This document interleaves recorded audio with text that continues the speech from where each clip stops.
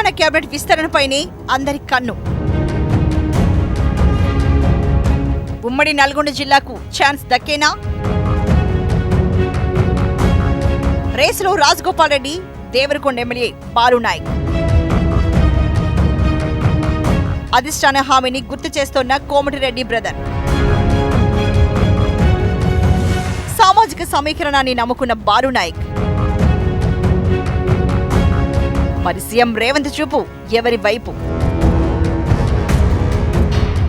రాష్ట్రంలో కాంగ్రెస్ ప్రభుత్వం ఏర్పడిన నాటి నుంచి ఉమ్మడి నల్గొండ జిల్లా రాజకీయాలు నిత్యం వార్తల్లో నిలుస్తున్నాయి. ఇప్పటికే జిల్లా నుంచి కోమటిరెడ్డి వెంకటరెడ్డి, ఉత్తమ్ కుమార్ రెడ్డి లాంటి హేమాహేమీలు కేబినెట్లో కీలక శాఖలు నిర్వహిస్తున్నారు.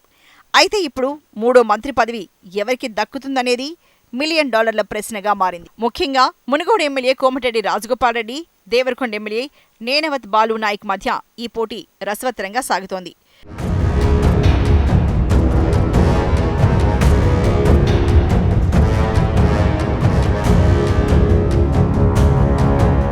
మునుగోడులో ఉప ఎన్నిక నుంచి మొన్నటి అసెంబ్లీ ఎన్నికల వరకు రాజగోపాల్ రెడ్డి ఎపిసోడ్ అంతా హైడ్రామాని. ఎన్నికలకు ముందు ఆయనకు మంత్రి పదవిపై అధిష్టానం బలమైన హామీ ఇచ్చిందని ఆయన అనుచరులు నమ్ముతున్నారు. పార్లమెంట్ ఎన్నికల సమయంలో భువనగిరి సీట్ను గెలిపిస్తే మంత్రి పదవి ఇస్తామని రేవంత్ రెడ్డి స్వయంగా రాజగోపాల్ ఇంటికి వెళ్లి హామీ ఇచ్చారని టాక్. అందుకే ఈసారి విస్తరణలో తన పేరు ఖాయమని ఆయన ధీమాగా ఉన్నారు. కానీ తన నియోజకవర్గానికి నిధులు రావట్లేదని, మంత్రులు జిల్లాలకే నిధులు వెళ్తున్నాయని రాజగోపాల్ చేసిన వ్యాఖ్యలు పార్టీలో పెద్ద చర్చకే దారితీశాయి.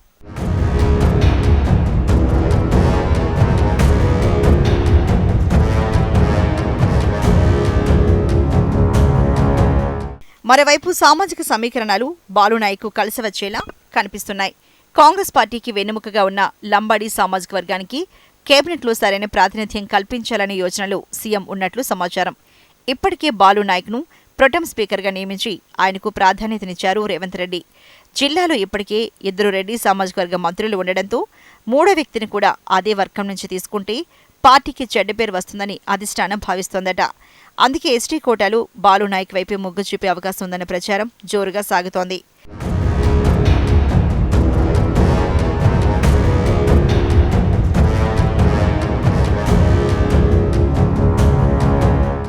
అయితే రాజగోపాల్ రెడ్డికి అసలైన చిక్కు తన సొంత అన్న వెంకటరెడ్డి రూపంలోనే ఎదురవుతోందా అనే అనుమానాలు రాజకీయ వర్గాల్లో వ్యక్తమవుతున్నాయి.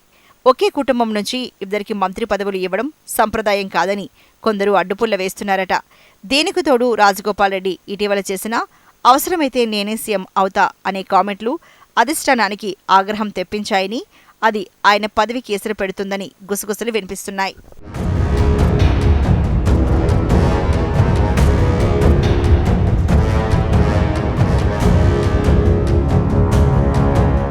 ఇటు బాలునాయక్ మాత్రం నిశ్శబ్దంగా తన పని తాను చేసుకుపోతున్నారు. అధిష్టానం వద్ద గిరిజన కారును బలంగా వినిపిస్తున్నారు.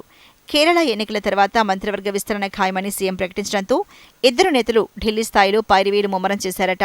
రాజగోపాల్ రెడ్డి తన పాత హామీని గుర్తు చేస్తుండగా బాలునాయక్ సామాజిక న్యాయం కావాలంటున్నారు. ఈ ఇద్దరిలో రేవంత్ రెడ్డి ఎవరి వైపు మొగ్గు చూపుతారో వేచి చూడాలి.